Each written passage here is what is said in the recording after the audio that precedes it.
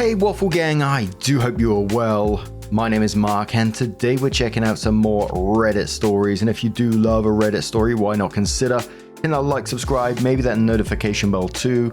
Let's crack on with today's first story. Much love, guys.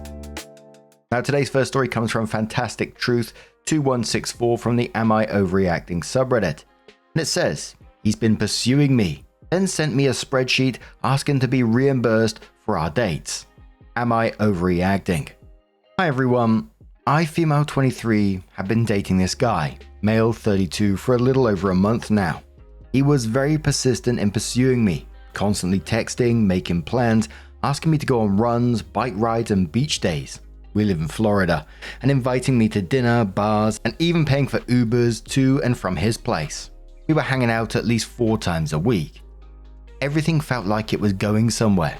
He'd been slowly building things up and even waited weeks to finally kiss me. Then, out of nowhere, he sends me a literal Excel spreadsheet with a breakdown of dates, how much he spent, and a column with my name, asking me to reimburse him. I'm attaching it because I truly can't believe it. It felt transactional and weirdly formal, especially since he was the one initiating nearly all the plans. What's even more confusing, after sending this, insists on seeing me and continuing to date. Like, you want to invoice me and kiss me? And for context, I've picked up the tab quite a few times. Dinner, drinks, etc. without making a thing of it. I've never asked him to pay me back or keep score. I thought we were just getting to know each other and splitting things organically like adults, especially since he's about 10 years older than I am. So, am I overreacting or underreacting? I can't tell if this is just him being organized or if it's a huge red flag. So then there was a transcript of the text messages, and within the transcript there is a screenshot of the spreadsheet. I mean, the total cost of this list came to $359.95, but there's stuff on there. There's like Sigs, Cassis, Cheekies, Colony Grill, Uber. It says Google as well, which I might be being an idiot here. I'm really confused. Is he charging her for like Google Drive or something? Although she might not be on that. There's a separate column which she might not be on, so she might not be in charge for that, thank God. Saltwater Hippie, movie tickets, Stellas, Ed Bob's, Central Cigar. But then in the messages below that, the guy says, hate to ask, but can you Venmo or Zelle me some cash for the last few weeks?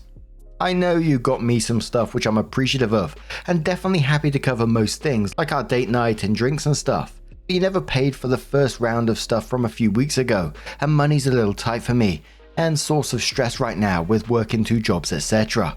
Hope he replied saying sure, and he said okay, I think $100 is fair unless you have any objections. Hope he says, are you charging me for in-between day? And he said, I'm charging you $100 for the $500 of stuff I've covered since we started hanging. You never paid me the last time I asked for some. Hope he says, alright, maybe we shouldn't go out as much. He said, lol. Can't tell if you're butthurt I'm asking for $100. Hope he says, yeah, I do like the green. Did you get my Venmo? He said, I did.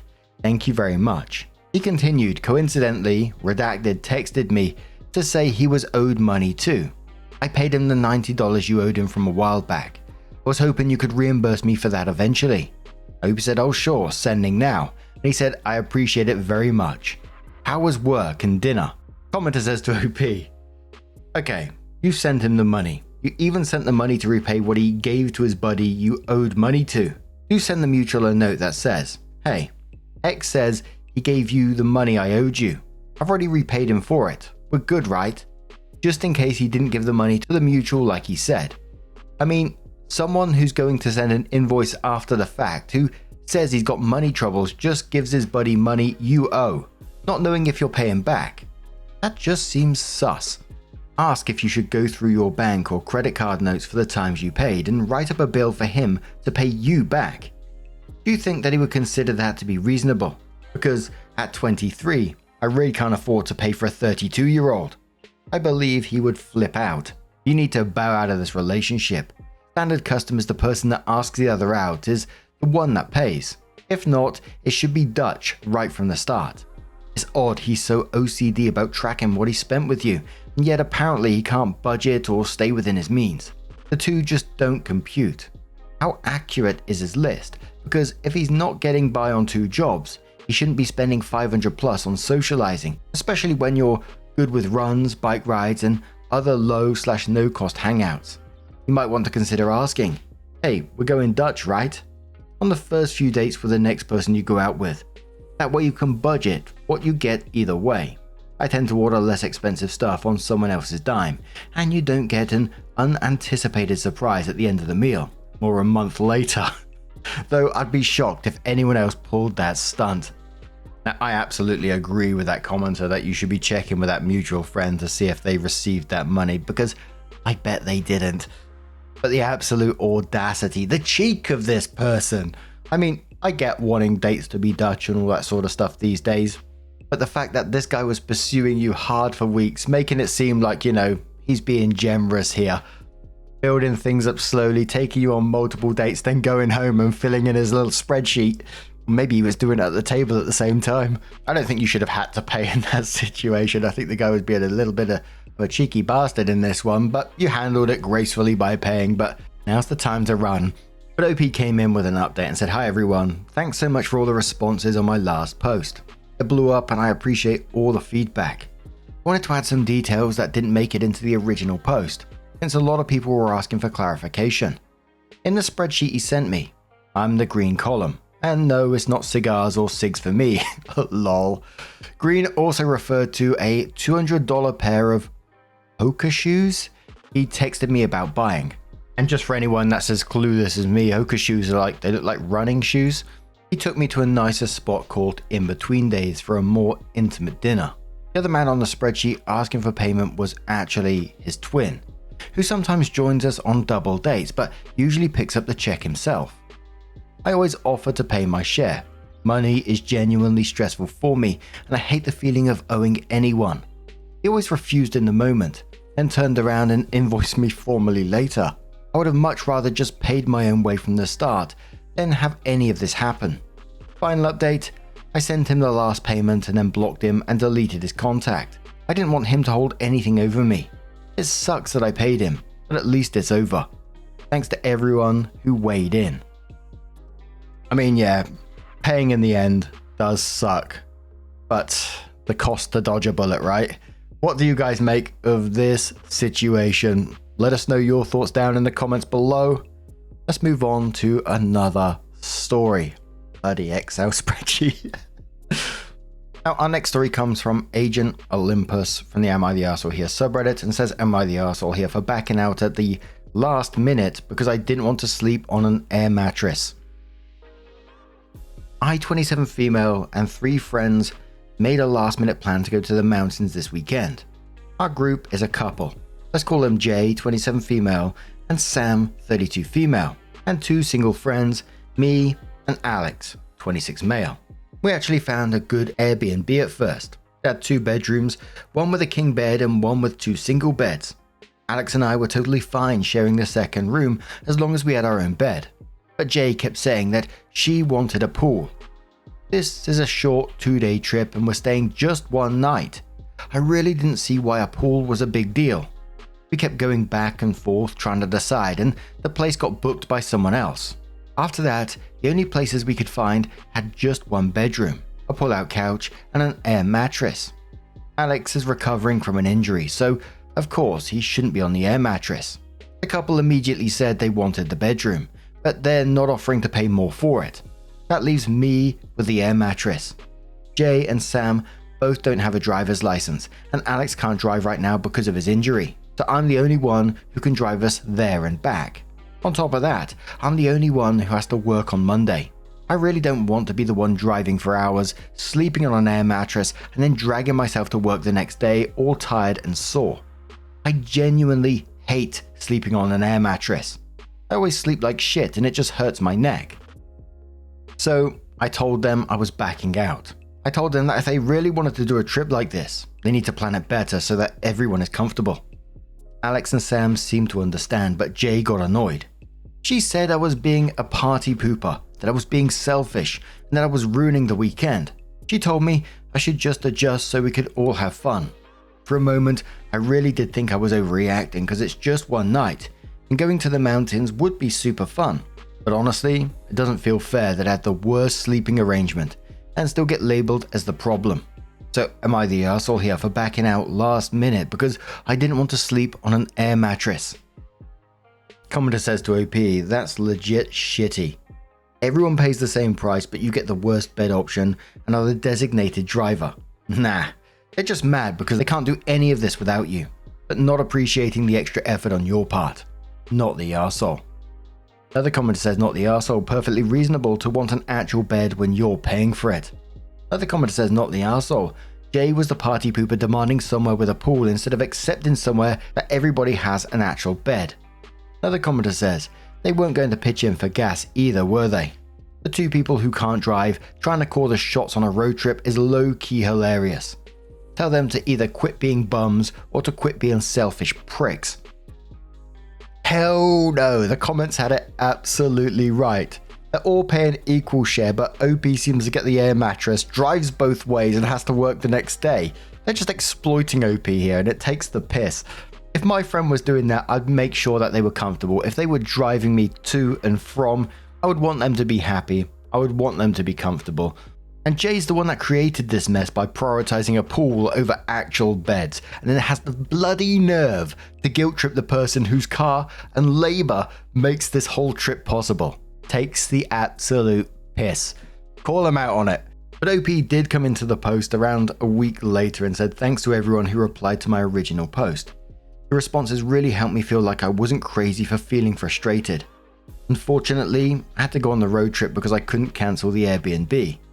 Now that the trip is finally over, oh dearie me, I wanted to post a quick update. For a bit more context, I moved to a new city last year and I've been friends with these people for a little over a year. So I haven't known these people for a very long time. But we've gone out drinking, grabbed food, gone to the movies a few times. They've always seemed pretty chill, which is why I thought it wouldn't be a bad idea to do a short trip with them. Turns out, I was very wrong. Now on to the actual update. I'd already booked everything before the whole sleeping arrangement argument. My bad, I know. I just had to do it quickly because it was the 4th of July weekend. The Airbnb, the gondola tickets, shuttle tickets, even prepaid parking. After realizing the Airbnb couldn't be cancelled, I figured I'd just go anyway. I even messaged the host to ask if she could help us with another mattress or something. She said the pull-out couch would be big enough for 2 people and just looked small in the photos. At that point, Sam and Jay still wouldn't budge, so I told myself I'd just suck it up and deal with it for one night. We were supposed to leave early Saturday morning. They were supposed to show up at my place by 5:30 AM so we could all leave by 6. All of them reached out around 7:15 to 7:30, so we ended up starting the drive late. We only got to the town around 1 PM. Then they took 2 hours to eat lunch, and because of that, we missed our shuttle to the gondola. When I suggested we do a short hike instead, they said they were too tired and just wanted to get drinks at the local bar. Since I refused to drive them to the bar, they got it delivered, and they stayed up drinking on the couch, aka my bed for the night. Oh, that's pissing me off, cheeky bloody bastards, and didn't let me sleep until 2 AM. They got absolutely wasted and told me they weren't going to the lake the next morning, and then passed out on the couch/floor. I did get the bed, but at what cost? Lol. I woke up at around 7 AM to cancel our shuttle tickets and started cleaning up the Airbnb before our 11 AM checkout. They didn't wake up until 10:30, and I had to beg them to get dressed so we could check out on time. I was so done at this point, so I drove them all back to Alex's place and went home. So we did absolutely nothing on the trip except take a 16-minute gondola ride up and down a mountain. No one has paid me back for anything. Not for the Airbnb, not for the gas, not even for the tickets. You were all right. I was just the driver and just someone who helped make their trip cheaper. I don't think I'm going to be hanging out with these people anymore. I'll wait to get my money back, if I ever do. And then I'm done. It feels kind of sad that these were some of the first friends I made since moving to this city, but honestly, life's too short to spend time around selfish, inconsiderate people. Deep down, I already knew this trip would be a mess, but I had to learn it the hard way, I guess. Hopefully next time I'll spot people like this a little earlier. Lesson learned. Honestly, we need to take advice from the last story, and then OP needs to set themselves up a spreadsheet and send it to these people and try to get some of that money back, because you absolutely deserve that money back. You know, be friendly up to that point, and once that's done, then you block them. But some commenters on this one said, honestly, I would have left at 6 a.m. when they didn't show. They treated you like a chauffeur. Another commenter says, send a money request to each for their portions. If you have anything in text or email amount agreeing to split the cost and they don't pay in 30 days, then take them to a small claims and add court cost to each one. You're not going to be friends anymore, so nothing to lose. And another commenter says, you'd have been better off going by yourself. But now, I'm going to turn this one to you guys. What do you guys make of this situation? Would you cut off these friends, or do you think you'd be able to rebuild anything with these people? I don't think I could, but let us know your thoughts down in the comments below. Let's move on to another story. Now, our next story comes from the Today I Messed Up subreddit from Motor Presentation 76 and says, today I fucked up, forgetting that elevators aren't private. For the last 2 fucking years, I've been going into the office 3 days a week. Each of those days started with me stepping into an elevator to the 14th floor and ended up with me coming off the elevator at the 1st floor. In between, there are countless times where I'd use the elevator for lunch or whatever occasion I need to step out for. Without fail, every time I've ever been in this elevator alone, I'd do some goofy shit because it's my own personal space. Sometimes I'd dance to whatever song is playing in my earbuds. If it's Lil Wayne, I'd do throwing money gestures. If it's Benson Boone, I'd do an air guitar and sing out loud. Imagine the high notes of please in beautiful things. 2 years I've been doing goofy shit like this, including throwing it back and catching myself doing it and laughing out loud saying, bruh, I'm actually stupid as fuck. Today, I walked towards the elevators like usual and found myself alone in it once again. So I looked at the elevator's mirror and started posing like I'm in a bodybuilding contest. Started yelling out, look at you, yeah, big man on the scene, pose switch, the muscle, the definition. Oh dear. Then the elevator doors opened, so I gave myself the finger guns in the mirror as I regained my composure before I conducted myself professionally as I walked into the office. I know you're already judging. I would never do this in public, but genuinely speaking, these little moments brighten up my day sometimes because I get to act like a fool. I live my day-to-day life pretty restrained, and this is one way for me to ease up the tension a bit. Outside of that elevator, I swear to God, you would never expect this from me. I'm so stuck up at work and know the corporate lingo to a fault. I'm the guy who talks about action items, meeting agendas, and product life cycles. I greet everyone with a good morning and have a wonderful night, including security. Well, today, as I left the office a bit earlier than usual, the security clerk spotted me walking towards the exit from a distance, and I shit you not, he yelled out word for word, "Brah, big man on campus!" The way my face flushed. I said, "Pardon me?" He said, "Oh, sorry, I was talking to my colleague." "Oh, have a good night," and gives me the finger guns. Bruh, they can fire my ass, I don't give a fuck. I'm never working from the office again until he retires at least. Man, I absolutely love that, and I think you should continue to keep being yourself and be damn proud of it. I know myself, I do weird shit like that as well, like I'm listening to music sometimes and, you know, if I can get away with it, I'll throw out some cheeky moves just to entertain myself, you know. One of my favorite things to do back in the day was when you go into a supermarket and you see the cameras pointing down at you, and occasionally you could see the screen and you'd assume security was watching it as well. And did you ever see that meme with the kid who's a cowboy and he does the spinning with the finger guns? Used to do that towards the camera like, hey! Just for self-entertainment, right? It was once, and I think I've told you guys this story before. I don't know why I thought this up. My mind's a wild place, that's all I'm going to say, is that you can be a Goomba. You know, the little mushroom dudes in Mario? If you sort of like crouch down, put your butt towards the floor, and then you tuck your arms sort of behind your knees, and then try to jump, you're a Goomba. That shit entertained me for a week. I was showing everyone. Ah dear, what is wrong with me? But hey, we'll find out one day. Or maybe not. But there was a commenter below this one from Iced Hemp who says, I just started working at a retail store. had a new bra that was digging into the side of my boob. Didn't have time to go all the way upstairs and across to use the employee bathroom, so I stepped into a little room where we kept office supplies, etc. Lifted my shirt, bit a tiny hole in the edge of my bra, and yanked the underwire out on both sides. Yeah, I was young and stupid. Of course, there will be cameras everywhere. Just as I was leaving the room, it didn't take long, my work phone rings. Loss prevention. Just thought you want to know there is a camera in the supply closet. I never looked him in the eyes again. Lol. And the majority of the comments in here was just praising OP, saying, you keep your inner child happy. You just do what you want and be yourself. And I'm absolutely for that. It's the little things in life that make you happier. Again, I occasionally walk across the living room, sassing it up, some hip swings, like I'm on a catwalk. And why the fuck not, right? But anyway, what do you guys make of this situation? Revealing far too much about myself in this one. How about you? Do you have your own little quirks that you do in private? Fancy sharing them? Let us know your thoughts down in the comments below. And now just a huge thank you from the bottom of my heart for being here today, getting involved in the stories, your love, your support, your time. It always means the absolute world to me. So thank you so much. And hopefully I'll see you in the next one. Take care and much love.